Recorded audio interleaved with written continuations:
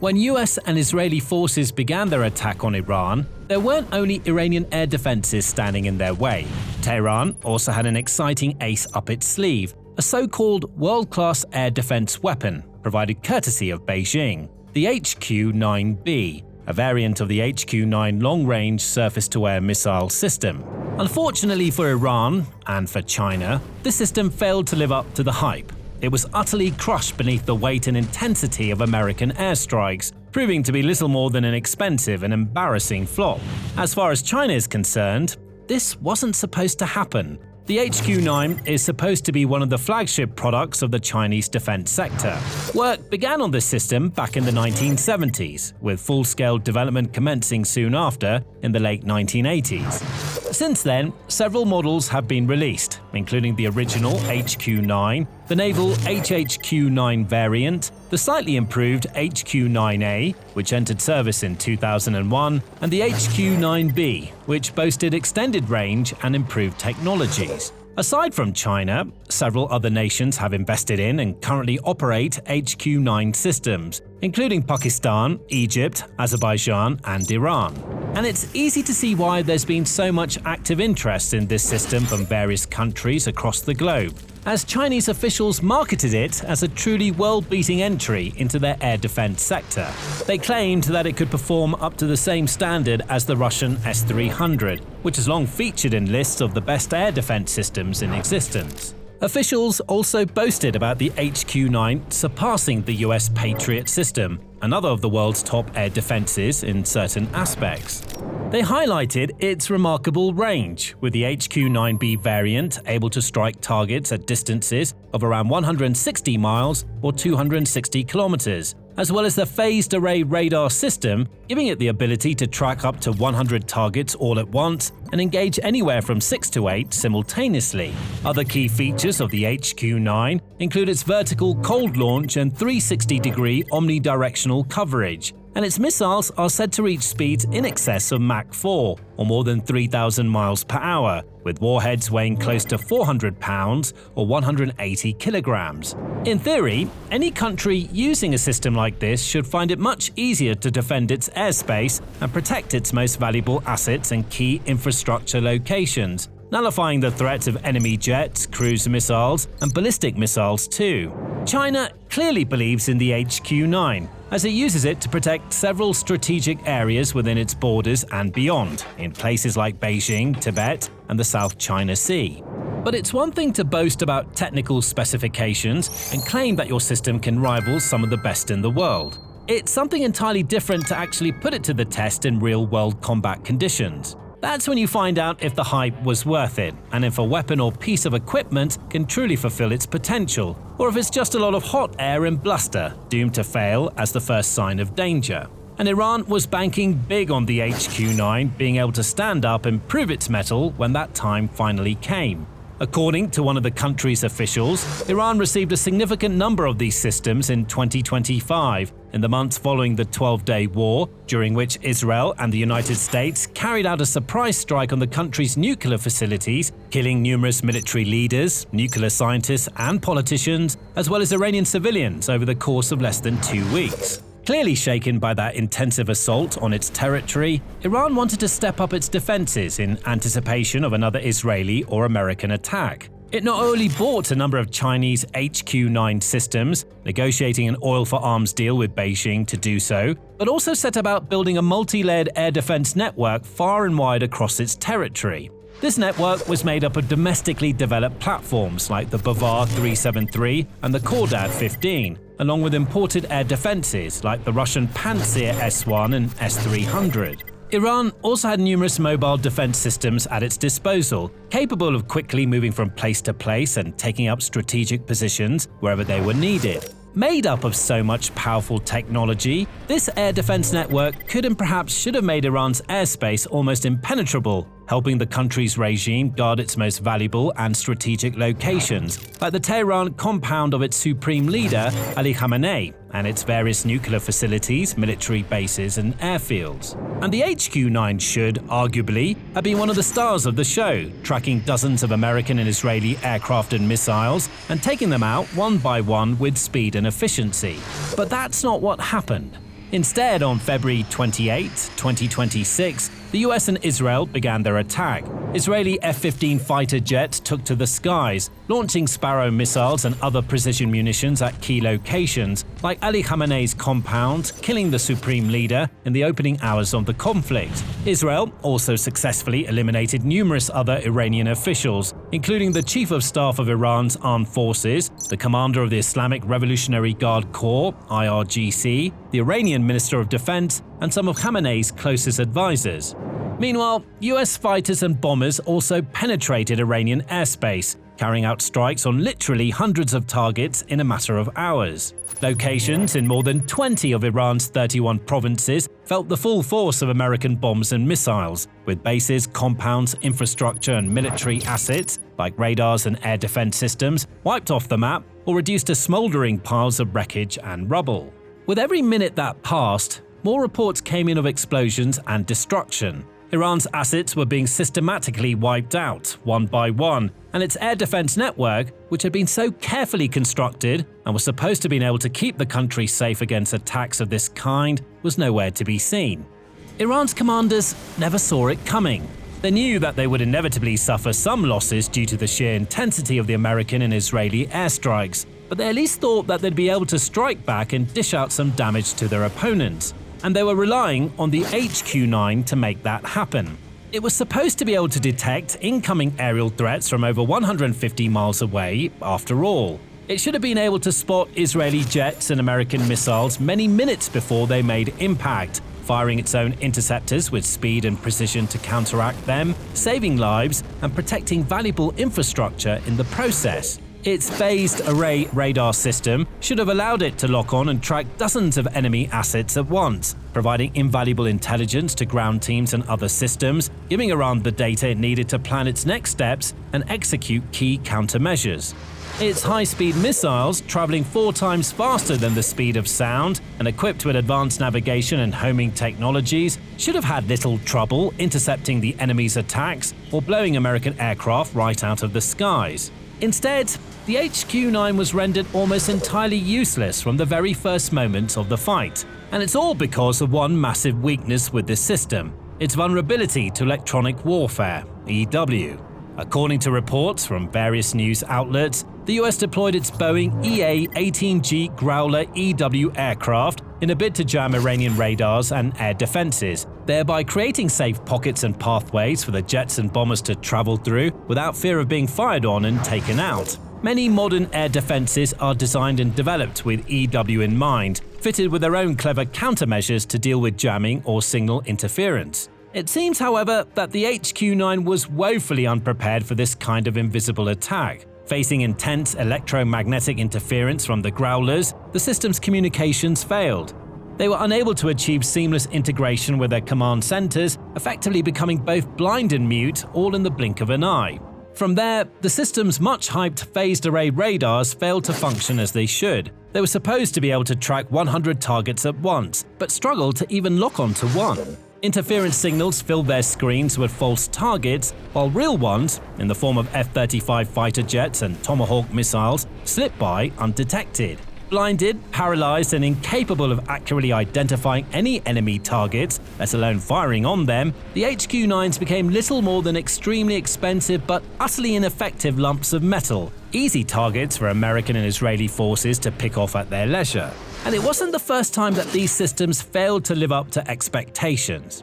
But before we go deeper into that, there's more where this came from. So if you're getting value from the military show, don't forget to subscribe. Now, the HQ-9's catastrophic collapse in Iran is actually its second high-profile failure so far. Back in May 2025, Pakistan deployed some of these systems in order to defend its bases and important infrastructure in key locations like Karachi and Lahore against India's Operation Sindoor attacks. Pakistani commanders hoped that the highly rated Chinese HQ-9 would prove tough enough to deal with India's missile attacks. They were wrong. Just like how Israel and the US were able to successfully bombard Iran despite its layered air defense network, the Indian military managed to strike numerous targets across various Pakistani regions, breaking its enemy's defenses with relative ease. India made smart use of Israeli EW technologies to jam Pakistan's radars and communications, rendering at least some of its air defenses, including the HQ-9, worthless. It followed up with a mixture of kamikaze drone attacks and BrahMos supersonic cruise missile strikes, causing widespread devastation. If China's claims about the HQ-9 were true, then none of this should have happened. The HQ-9 should have had little trouble spotting incoming threats from far away, launching its high-speed missiles to eliminate them. Instead, its screens were filled with static, its radars went blind, and its missiles failed to launch without any clear targets to actually aim at. After that incident, those wishing to defend the Chinese systems could have argued that it was a result of operator error, or the fact that the HQ-9 had been deployed in an unfamiliar setting, very different from where it was originally intended to be used in China. Now, however, the HQ-9 has failed not once, but twice, in two very different locations against two very different enemy forces. That can't be simply excused or written off as an unfortunate incident. It's clear to see that these air defenses, despite all the bluster and boastful comments that have made them sound so impressive, are simply not fit for purpose. And part of this comes down to experience. The best air defense systems in the world are those that have proven themselves in real combat conditions, again and again. Israel's Iron Dome, for example, has withstood numerous attacks from various enemy forces over the years, protecting millions of people in cities like Jerusalem and Tel Aviv, and preventing incalculable amounts of damage and destruction. The US Patriot System 2 has proven to be remarkably effective, having undergone a veritable trial by fire in the Persian Gulf War of the early 1990s, going on to see extended use during the US invasion of Iraq in the 2000s and various other conflicts. It's even been used in the Russia-Ukraine war, helping Ukraine defend its towns, cities, and military sites against Russian missile attacks.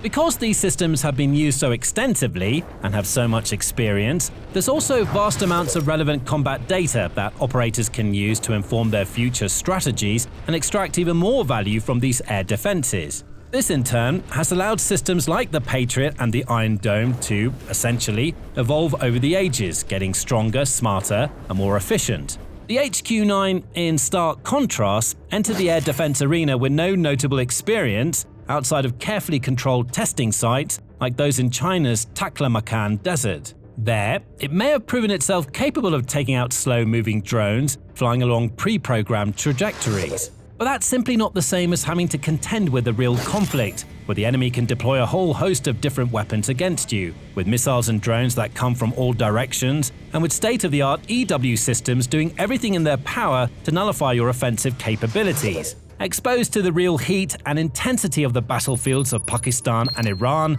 the HQ-9 was found wanting. That should be a massive source of concern for all the countries that have invested in Chinese military hardware in recent years. And there are a lot of them. Indeed, recent data from the Stockholm International Peace Research Institute, which is one of the top research bodies when it comes to conflict and military spending data, shows that China is responsible for around 6% of the world's arms exports. Maps show that dozens of countries across several continents have bought up various amounts of Chinese weapons and defense systems in recent times. That includes almost all of Africa, as well as large parts of Asia and several countries across Europe and the Americas too.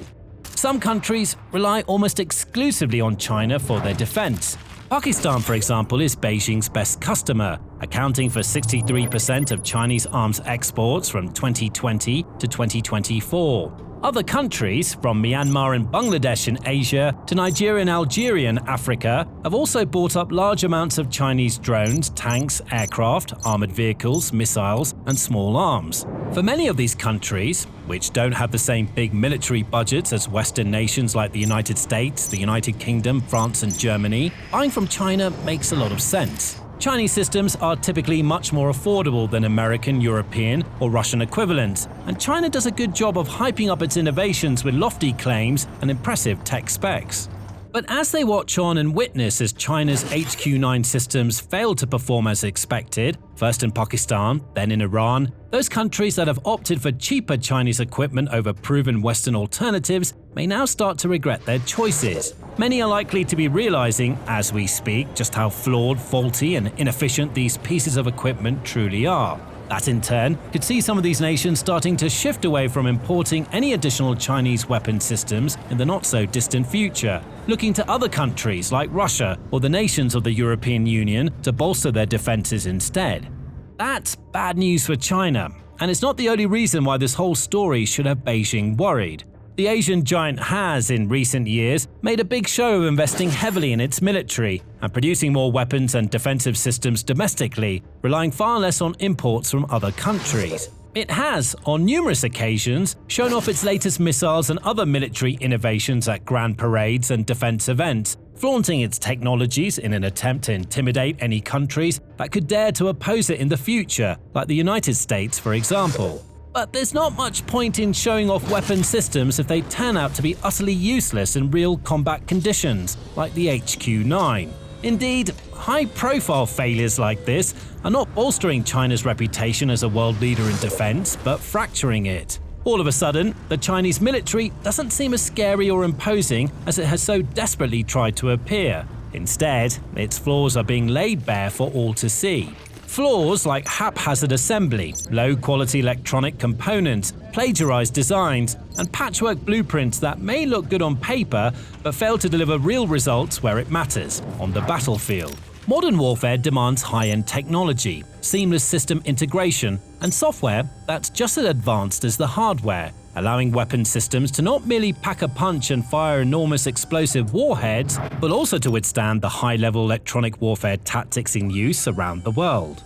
Unfortunately for Beijing, it appears that the weapon systems it's been working on just aren't cut out for this kind of combat. Similar in many ways to Russia, it appears to be being left behind, adhering to outdated philosophies and driven by a desperate desire to constantly create weapons that are bigger, stronger and faster than those that have come before, but refusing to put in the necessary technical work to make those kinds of weapons actually viable in the conflicts of today. Because the truth is that it doesn't matter how fast a missile can fly if it's not able to reliably evade enemy defenses.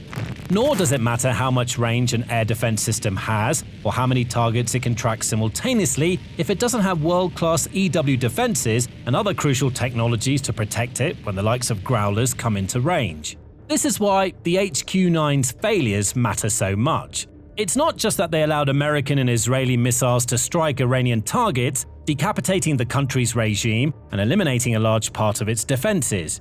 It's also about what this means for China moving forward. The country's credibility as an arms exporter has taken a huge hit. For years to come, buyers will look back at this incident and second-guess any potential investment into Chinese hardware. Allies will be less likely to believe Beijing's propaganda machine and buy into outlandish claims about the latest missile systems and defenses. Within China too, while they may not admit it openly, the country's commanders will slowly but surely realize that their systems simply aren't anywhere near as powerful as claimed. That in turn will make any future military operations of the People's Liberation Army, like a prospective takeover of Taiwan, much more perilous and riskier. The myth of Chinese military dominance has been shattered, and there's no going back from here. To make matters worse for China, the Iran war has underlined just how powerful and advanced the American military is, which you can learn all about in this video, which looks at how the United States Space Force has deployed futuristic satellite technology to take warfare to a whole new level. Alternatively, check out this video to learn more about other advanced, previously unseen American weapons that have been deployed to great effect in Iran so far. And finally, remember to subscribe to the Military Show too, to keep up with the latest breaking news from this conflict and others around the world.